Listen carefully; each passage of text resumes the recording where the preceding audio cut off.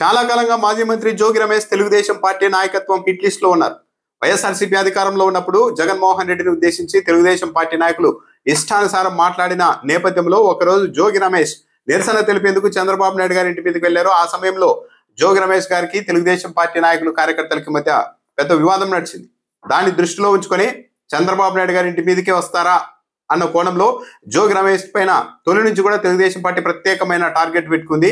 ఇప్పుడు ఎట్టకేలకు జోగి రమేష్ ను అరెస్ట్ చేశారు. ఇదివరకే అగ్రి గోల్డ్ భూముల వ్యవహారంలో అక్రమాలకు పాల్పడ్డారంటూ జోగి రమేష్ కుమారుడు జోగి రాజీవ్ ను కూడా అరెస్ట్ చేశారు. ఆ తర్వాత ఆయన బెయిల్ మీద వచ్చారు.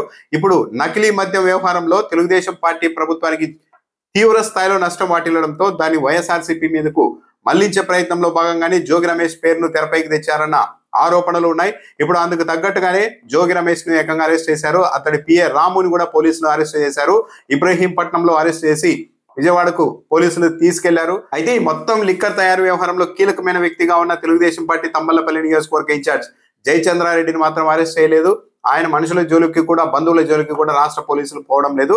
కానీ ఈ వ్యవహారం పైన గట్టిగా మాట్లాడిన జోగి రమేష్ ని మాత్రం ఇరికించేశారు. A1 గా ఉన్న జనార్దన్ రావు ఒక వీడియో వాంగ్మూలం తీయించుకొని పోలీసులు దాని ఆధారంగా జోగి రమేష్ ను ఇరికించారన్న ఆరోపణలు ఉన్నాయి. నిజానికి జోగి రమేష్ తొలి నుంచి టార్గెట్ గా ఉన్నారు. తెలుగుదేశం పార్టీ ప్రభుత్వం ఏ క్షణంలోనైనా తన మీద కక్ష సాధింపులు దిగచ్చని ఆయన అలర్ట్ గానే ఉన్నారు.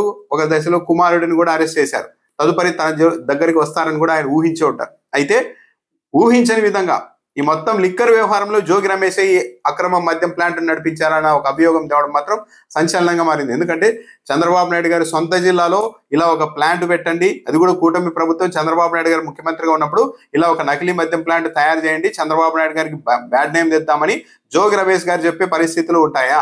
అలా చెబితే ఏదో నిజం అన్నది గ్యారెంటీగా ఏదో ఒక రూపంలో బయటకు వస్తుందని తెలియనంత అమాయకుడేం జోగి రమేష్ కాదు. అలాంటప్పుడు చాలా తీవ్రమైన పరిణామాలు ఉంటాయని జోగి రమేష్ కు తెలియకుండా ఉంటుందా?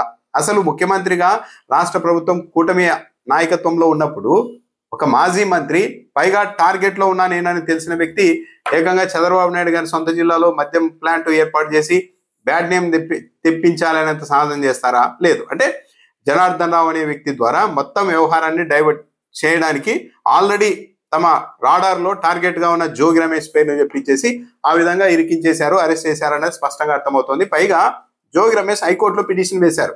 మొత్తం సిబిఐ విచారణ జరిపించాలి, నన్ను అక్రమంగా ఇరికించే కుట్ర జరుగుతోందని. ఆ పిటిషన్ ఇంకా విచారణకు రాకముందే ఈ విధంగా జోగి రమేష్ ను అరెస్ట్ చేసి తీసుకెళ్లారు అంటే ఇది సిబిఐ వరకు వెళ్తే ఇంకా ముందుకెళ్ళదు, అరెస్ట్ చేసే అవకాశం కూడా ఉండదు, డైవర్ట్ చేయడం సాధ్యం కాదన్న ఉద్దేశంతోనే కాస్త స్పీడ్ గా పోలీసుల్ని రంగంలోని దిగి జోగి రమేష్ ను అరెస్ట్ చేసి లోపలికి పంపినట్టుగా కనిపిస్తోంది.